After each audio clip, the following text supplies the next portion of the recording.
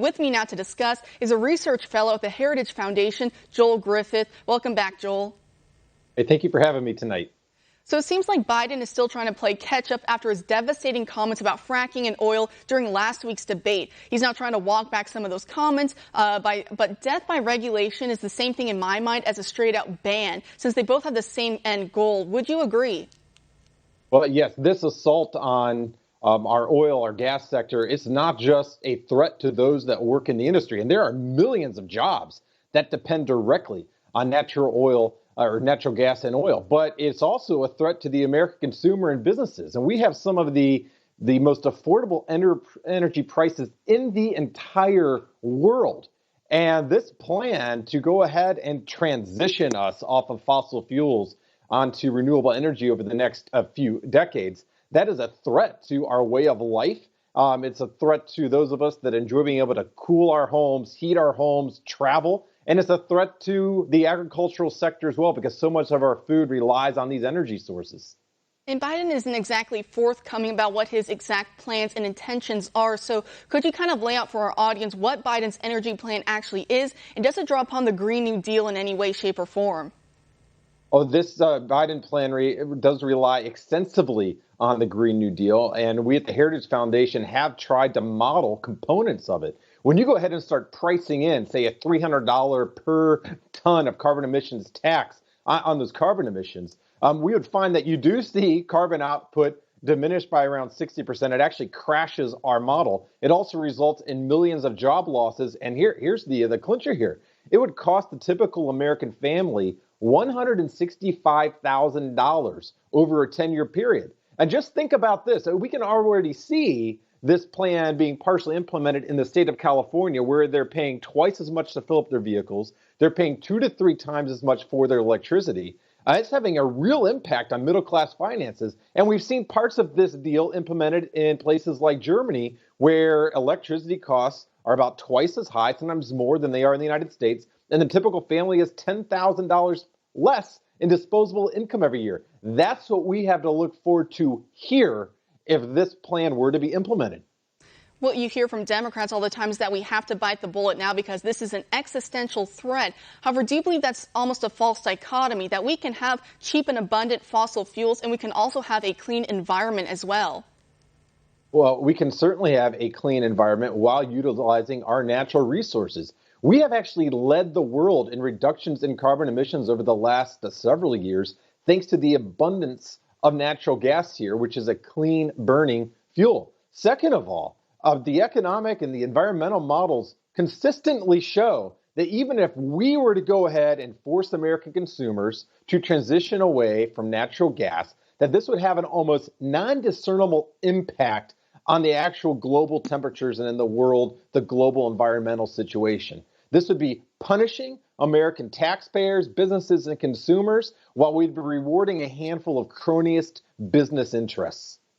And I think it's false to say that these green sources of energy, wind and solar, are much better for the planet than, say, fossil fuels, because we also have to say that when it comes to these wind turbines and solar panels, there's lithium-ion batteries, which are damaging for the environment. The wind turbines, they kill birds. For the solar panels, it looks like water for a bird looking down, and so you see birds will crash down on top of those panels. So I think it's also false to say that as well. Would you agree?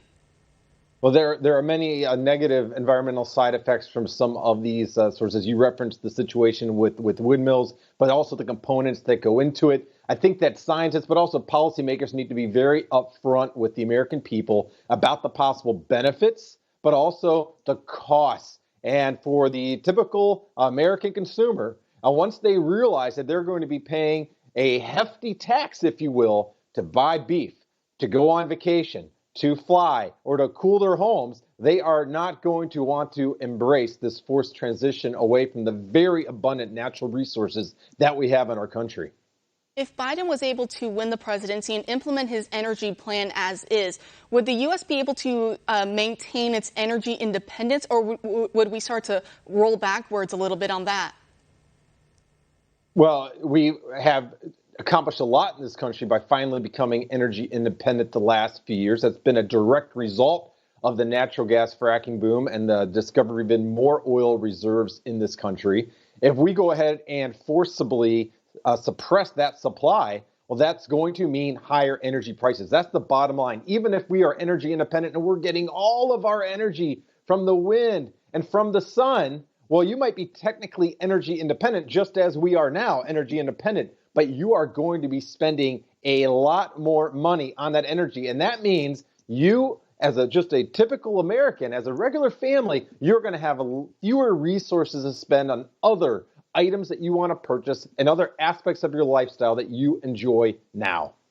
And what concerns me about Biden's energy plan is how it would strangle the U.S. economy. And also I see another aspect of his plans, which is to get rid of right-to-work laws in states in this country and to do it federally across the nation. That also concerns me about what it would do to our economy. Do you have any concerns there?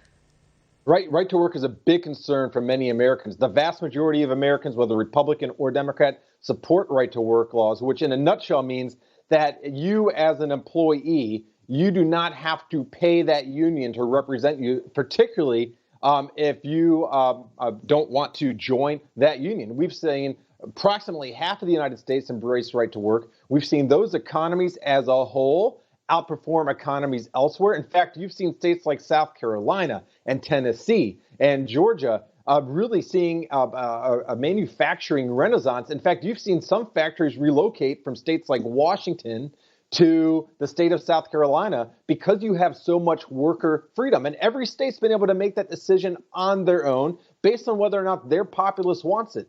And we have seen some candidates, including former Vice President Biden, pledge that they would go ahead and revoke right to work nationwide. That is a big threat to the American worker. Thank you so much for your great analysis tonight. As always, Joel, thank you for joining us. Thank you.